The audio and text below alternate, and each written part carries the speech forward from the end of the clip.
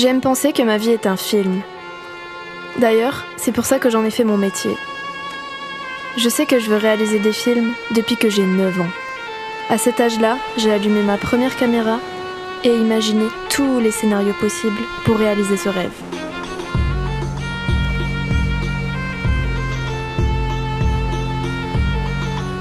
J'avais pensé à tout. Mais jamais à ce que j'allais commencer ma carrière au Maroc.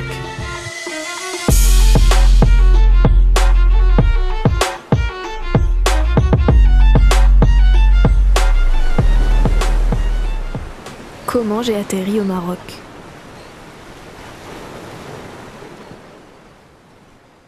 Je suis venue au Maroc début 2020 pour effectuer un stage de fin d'études en tant que Digital Marketing Assistant et Video Maker dans un surf camp. Aloha Surf Camp. Suite à ça, la pandémie, et j'ai décidé de rester au Maroc. J'ai donc fait mon confinement là, dans un surf camp, et j'en ai même sorti un vlog qui a hyper bien marché. Beaucoup d'entre vous connaissent déjà mon histoire. Mais je fais juste un petit rappel parce que ça fait quand même 7 mois que j'ai rien sorti sur cette chaîne. Et pourquoi? Parce qu'il m'est arrivé tellement de choses que j'avais du mal à le retranscrire. Mais enfin, aujourd'hui, je me sens prête à vous raconter tout ce qui m'est arrivé.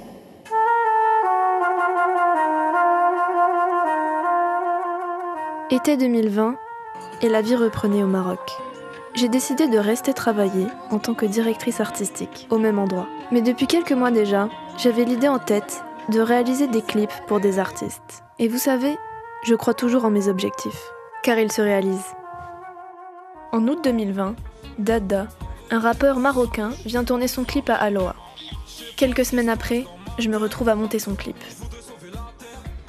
En une semaine, il est fini. Il est publié sur YouTube, le clip est en tendance YouTube pendant plus d'1 semaine. La chanson est écoutée dans tout le pays, elle est dans toutes les playlists Deezer, Spotify. C'est un carton.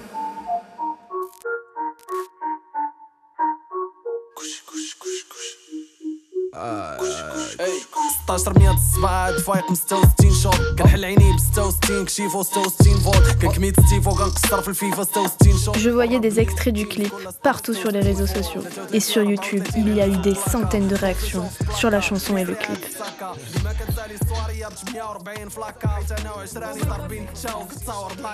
J'allumais la radio, j'entendais la chanson de Dada. J'allais dans un restaurant, j'entendais la chanson de Dada. Un jour, j'ai même vu un mec regarder mon clip dans un restaurant. Et je lui ai dit « Eh Roya, c'est moi qui ai fait le clip ». Il m'a pas cru. Cette période de ma vie était dingue. Et tout me laissait croire que j'étais capable de réaliser mes objectifs.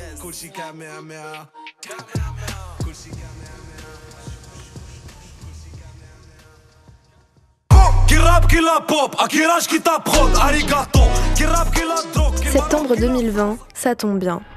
On lance à Aloha un studio d'enregistrement et une résidence artistique. Le camp avait déjà une expérience musicale, notamment avec des festivals, des showcases, des enregistrements d'albums, mais ce studio allait être visionné des millions de fois. Mais ça, on le savait pas encore. Mais avant de vous expliquer comment on a fait le buzz au Maroc, je vais vous raconter comment on a commencé à travailler à Aloha Vibes. On a commencé avec notre petite équipe composée de 2 personnes à produire des clips vidéo. Ça tombe bien, c'est ce que je voulais faire. J'ai donc pu m'expérimenter en tant que réalisatrice, DOP, caméraman, monteuse, logistique, bref, beaucoup de choses. Et c'était super. Je vous laisse ces behind the scenes pour vous montrer qu'avec une petite équipe et des petits moyens, on arrivait à sortir des clips de ouf.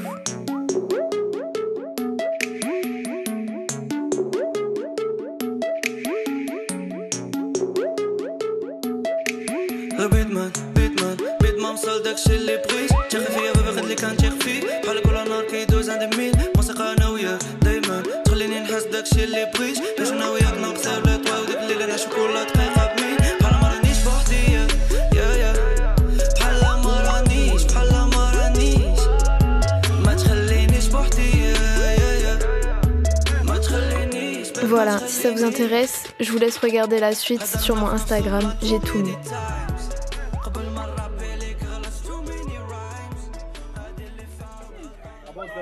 Ce jour-là, j'étais complètement éméchée. C'était en octobre, et c'est le jour où on a lancé officiellement le studio de musique Aloha Vibes. Salut, comment vas-tu? Floor seats for the next couple models. They don't even wanna pick, wanna lick up on a On te dirait plus, on est dans le studio, alors à vue. Give me the gift, nothing slamming for a brick. Rollie ain't got a tick, I attract a lot of ticks. Getting caught up in the mix, Hollywood, same chicks. Didn't know that I be doing this. Went to school for paying pick, ran with a pick.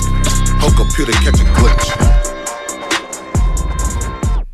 Ça y est, à partir de ce moment-là, la machine Aloha Vibe était lancée. Et quasiment tout le rap game marocain est passé par ici.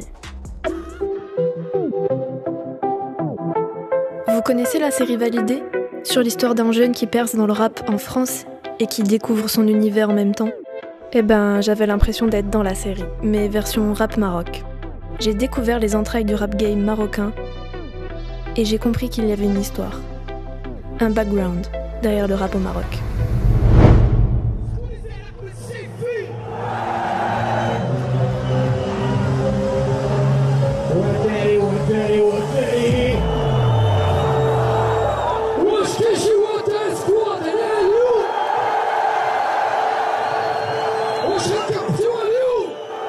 La communauté du rap marocain se fait de plus en plus grande. Le rap au Maroc inspire. Ses paroles en darija aussi. Et ce sont surtout les icônes du rap marocain qui inspirent. D'après ce que j'ai compris, il y a 3 principales générations de rappeurs. La première apparue en 1996 avec Muslim, Don Big et j'en oublie sans doute. La seconde apparue en 2006 avec Shayfin, Dizzy Delos, Exep.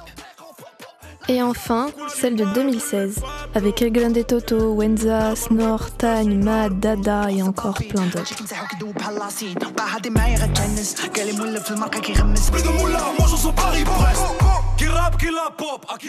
Et c'est là où c'est dingue, car j'ai vu passer à Aloha les légendes des générations du rap, une par une. Je ne sais pas comment te remercier pour ça là. J'ai aussi constaté que les artistes, rappeurs, chanteurs, beatmakers marocains sont exceptionnellement talentueux et que pour réussir dans le milieu là-bas, il faut beaucoup persévérer. C'est surtout au Maroc, c'est dur et si t'as pas cette dalle, tu vas pas durer, frère.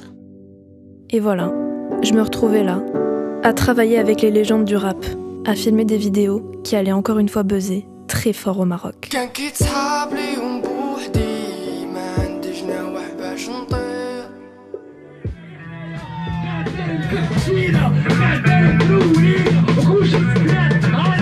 Ce soir-là, on avait organisé une soirée open mic avec l'incroyable groupe Akons.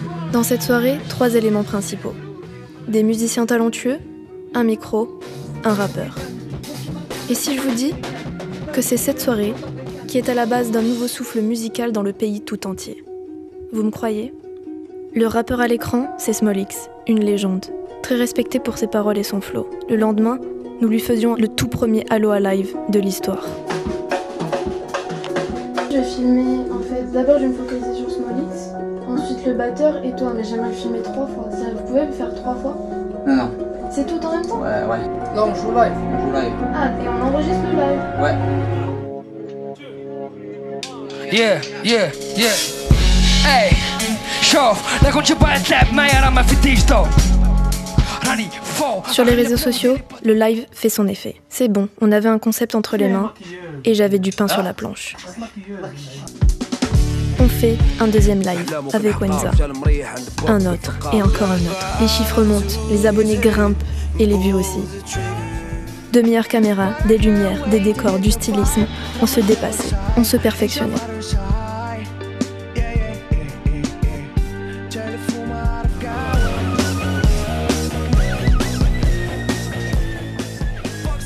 Et les vidéos, j'essayais de faire de mon mieux à chaque fois. Puis vient ce live, celui de El Grande Toto, le rappeur le plus écouté du pays. Et là, j'avais encore plus la pression. J'ai tout donné pour ce tournage et montage, car on savait tous qu'il allait être visionné par des millions de personnes. بودي كناني فلافي وتا حاجة ما بغات تقاد صالير بوحدو ما كافيش لا كنزاري ما عطيش دي شوية شفتك مشيت Le live passait en boucle à la radio, le clip passait à la télé. Il était tendance numéro 1 sur YouTube Maroc et même classé 50e sur les tendances YouTube mondiales. C'est un carton. Aloha Live devenait la référence mondiale des live performances, non seulement au Maroc, mais carrément en Afrique. Tout ça avec notre petite équipe de passionnés dans un village de surfeurs. Et quelle fierté de recevoir dans notre concept notre première artiste féminine, Manal.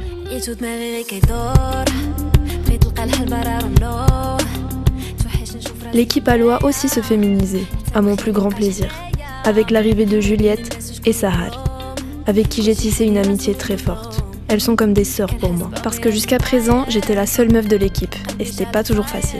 J'étais fière de notre équipe. En plus de ça, on vivait ensemble. On était une grande famille. Quelle vie! Le succès, la création, la musique.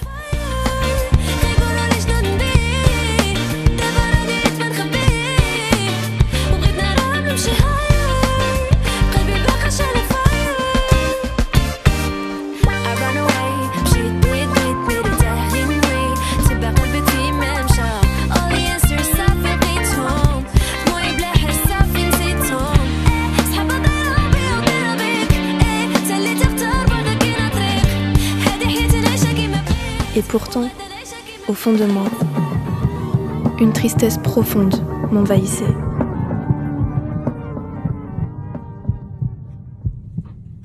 Go!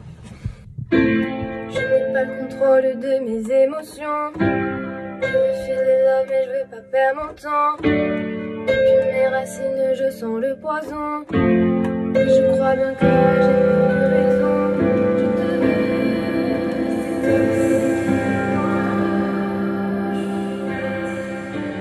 Professionnellement, je savais où j'allais. Ce n'était pas toujours facile, surtout quand on est une jeune femme dans le milieu et en plus étrangère. Moi aussi j'ai beaucoup persévéré et travaillé pour en arriver là. Personnellement, j'étais complètement perdue. Vide, triste, parano et souvent angoissée. Alors c'était compliqué, car je vivais sur mon lieu de travail et le côté pro et perso était sans cesse mélangé.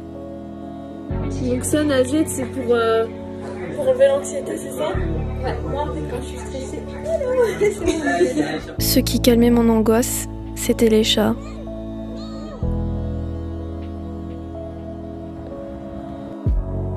Et aussi, c'était de passer du temps avec mes amis.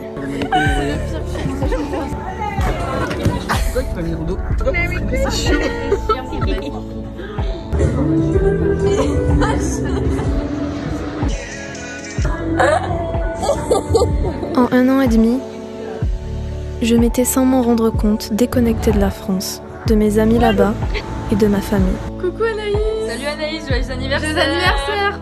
On t'embrasse fort et il faut vraiment qu'on s'appelle. Là, ça fait trop longtemps qu'on s'est pas appelé. En tout cas, tu me manques fort et le mieux serait qu'on te rende visite tout de même. Oui, mais j'ai vu que les frontières étaient encore... Et je m'étais aussi déconnectée et éloignée de moi-même. Ce qui m'a principalement aidé à garder confiance en moi, c'était d'aller au sport.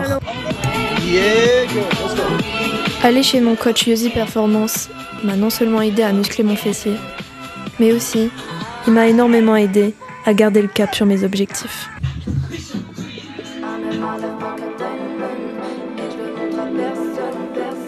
Et l'un de mes objectifs, c'était de sortir un projet musical. Alors, avec tout ce que je vous ai raconté, toute la charge de travail et mon état psychologique, ça a été difficile de me lancer. Ce projet sortira, je sais pas quand, mais ça sortira. Je le ressens, c'est authentique. Je ne suis pas une fleur qui tombe, j'attends que les nuages et que la pluie tombe. Cette fleur me semble sur la vie. Mais au bout d'un moment, il fallait que j'arrête de faire semblant.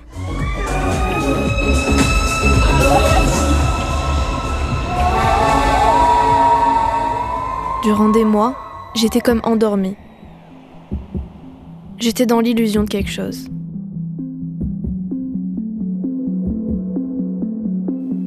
Je me disais que j'étais dans un lieu paradisiaque, que j'avais le métier de mes rêves, que je pourrais pas être mieux autre part.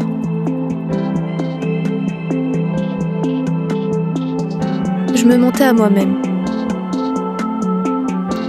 Et d'ailleurs, tout laissait croire que j'étais la fille la plus heureuse du monde.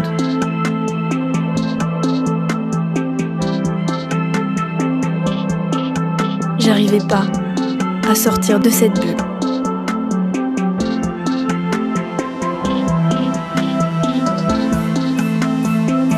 Et à chaque fois que j'essayais de partir de cette bulle, je revenais. Ça me rendait malade.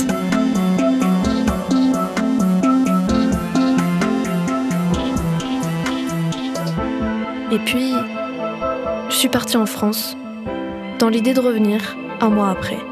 Je sais pas quoi vous dire, à part que des fois, la solution c'est de partir de l'endroit qui nous a rendus malades.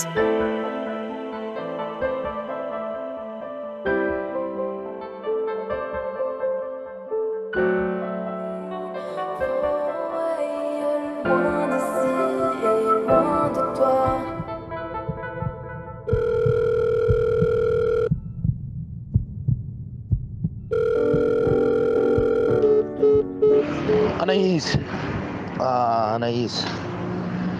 Bon, je pensais t'écrire un grand message, mais tu vois, ma langue française, elle est un peu décalée, comme tu sais. Alors j'ai décidé de parler. Il n'y a pas mieux de... Je suis sûr que tu vas me comprendre, même si ma langue, elle est comme tu sais. Effectivement, il m'a dit que tu ne vas pas venir. Ça fait 2 jours, je pense. Et c'était vraiment un choc. Je te jure, c'était un choc parce que tu es un membre très sensible dans l'équipe. Tu n'es pas quelqu'un simple qui va partir et revenir. Comme, tu vois, tu es un membre très sensible, un membre très important. Et c'est grâce à toi, grâce à ton effort, grâce à ta compétence, grâce à tout ça qu'on a réussi à être comme aujourd'hui. Alors d'aujourd'hui, c'est vraiment grâce à toi. Grâce à Youssef, grâce à tout le monde, mais spécialement grâce à toi. Ça, on le dit toujours. Il faut que tu sois sûr que tout le monde dit ça derrière toi. On ne le dit pas beaucoup devant toi. Nous les Marocains, on est un peu, tu vois, tu nous connais, tu as passé suffisamment de temps pour nous bien connaître. C'est vrai qu'on ne dit pas beaucoup bravo, on dit pas, ça se voit qu'il n'y a pas beaucoup de reconnaissance, mais vraiment on le dit toujours. Quand Youssef m'a dit, moi aussi j'étais triste, même ma petite famille, même ma femme, même les autres gars. Alors voilà, je veux te dire qu'on t'aime beaucoup, tu es notre sœur et tu es le très bienvenu quand tu veux revenir. Ça sera un très grand plaisir de t'accueillir. Et je te souhaite tout le bonheur, je te souhaite le succès. Je suis sûr que tu vas avoir un grand succès parce que tu es très compétente. Alors prends soin de toi et il faut qu'on reste en contact. Et voilà, passe le salut à ta famille. Et voilà, je t'aime, sister.